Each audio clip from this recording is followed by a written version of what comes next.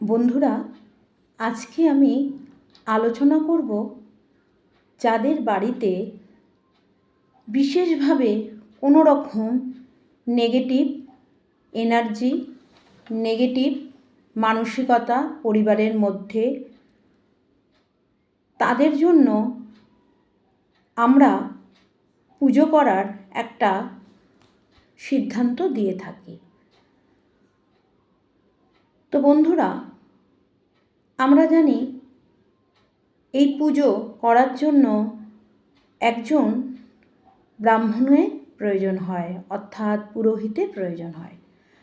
তো বন্ধুরা, একটা পুজো করার জন্য মোটামুটি পুরোহিতের কাছ থেকে আমাদের একটা বিশাল বড় ফর্দের জায়গাটা চলে আসে।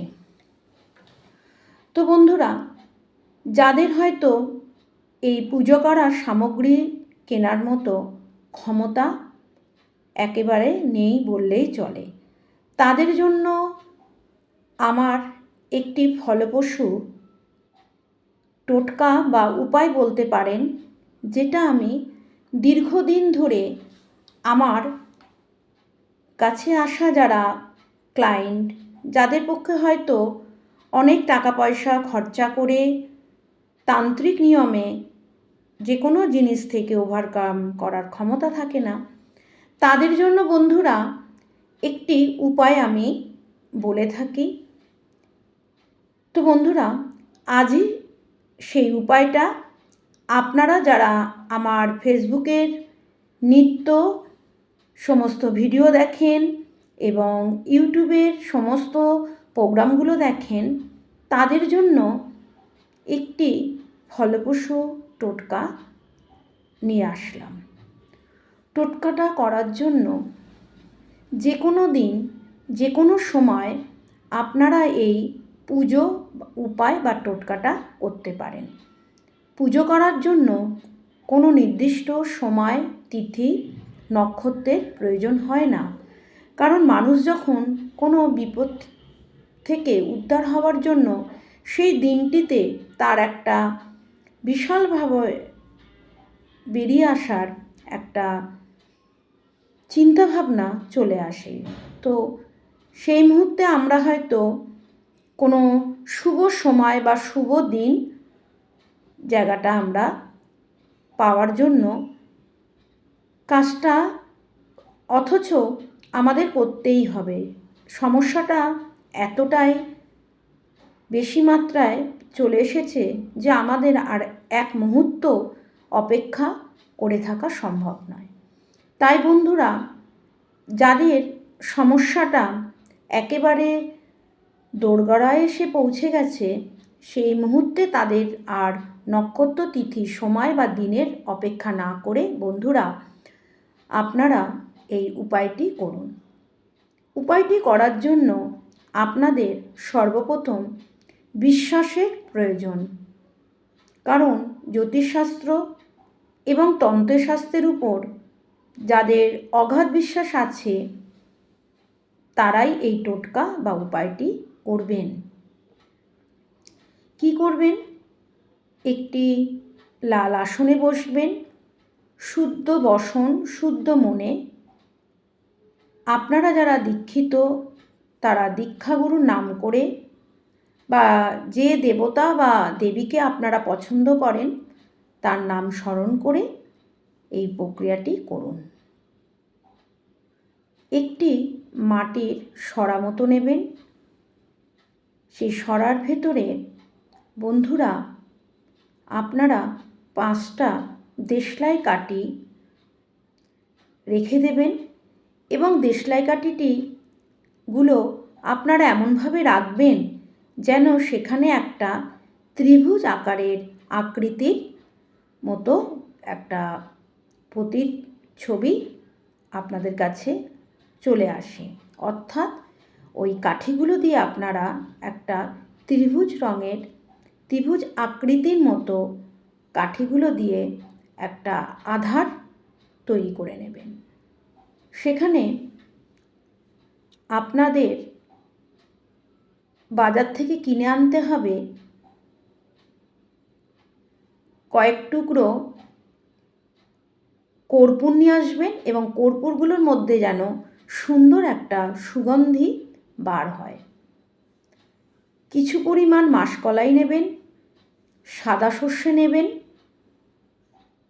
5টা শুকনো লঙ্কা নেবেন, 5টা সবুজ রঙের এলাচ নেবেন, ছোট এলাচ, 5টা লবঙ্গ নেবেন, 5টা নিম পাতা নেবেন এবং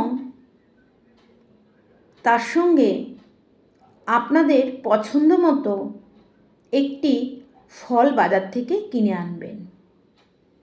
অবশ্যই পূজার উপকরণ হিসেবে একটি নারকেল আপনারা কিনে রাখবেন।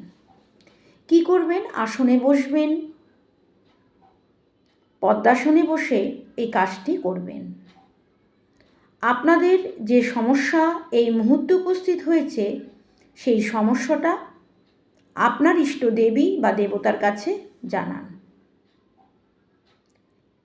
বাজার থেকে অল্প পরিমাণে ঠাকুরের জন্য ব্যবহৃত একটু 50 গ্রামের মতো ঘি নিয়ে আসবেন আর সঙ্গে রাখবেন 3টি বেলপত্র, 3টি লাল জবা। এরপরে আপনারা আসনে বসবেন, সমস্যাটা জানান, মনে মনে চিন্তা করুন আপনার সমস্যা এই মুহূর্তে ঈশ্বরের কাছে, অগ্নির কাছে প্রজ্বলন করে সমস্ত সমস্যাকে আপনি ঈশ্বরের পায়ে নিবেদন করছেন। এরপরে যে পাত্রটার মধ্যে ত্রিভুজ আকারের কাঠিগুলো তৈরি করেছেন সেটি আগুনে প্রজ্বলিত করুন, কর্পূর ফেলুন, লবঙ্গ ফেলুন, এলাচ ফেলুন, সর্ষে ফেলুন, মাসকলাই ফেলুন। আস্তে আস্তে দেখবেন অগ্নির শিখা প্রজ্বলিতভাবে আপনার ঠাকুরের জায়গায় বিভিন্ন রকমের আকৃতি করে ধোঁয়াগুলো ঘরের উপর পর্যন্ত পৌঁছে গেছে। সেই সঙ্গে ওং নমঃ শিবায় নমঃ, ওং নমঃ শিবায় নমঃ, ওং নমঃ শিবায় নমঃ এবং রিং শ্রিং ফট সদ্যজাত মহাকাল ভৈরব একজটা কালী বা তারা দেব্যই নমঃ এই মন্ত্রটি জপ করবেন। যদি এই মন্ত্রটি আপনাদের পক্ষে সম্ভব না হয় তাহলে মনে মনে কালী নাম বা তারা নামে চিন্তা করবেন। এরপরে ওই অগ্নিতে একটি করে বেলপাতা প্রজ্বলিত করুন আর মনে মনে ইষ্ট দেবীর কাছে প্রার্থনা করুন আপনার সমস্যা একেবারে আপনার জীবন থেকে, আপনার পরিবার থেকে, আপনার গৃহ থেকে চলে গেছে।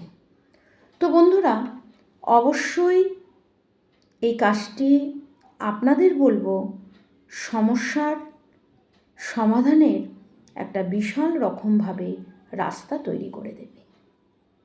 কারণ যজ্ঞ করার ক্ষমতা বর্তমান সময়ে অনেকের পক্ষে জোগাড় করা সম্ভব হয়ে ওঠে না।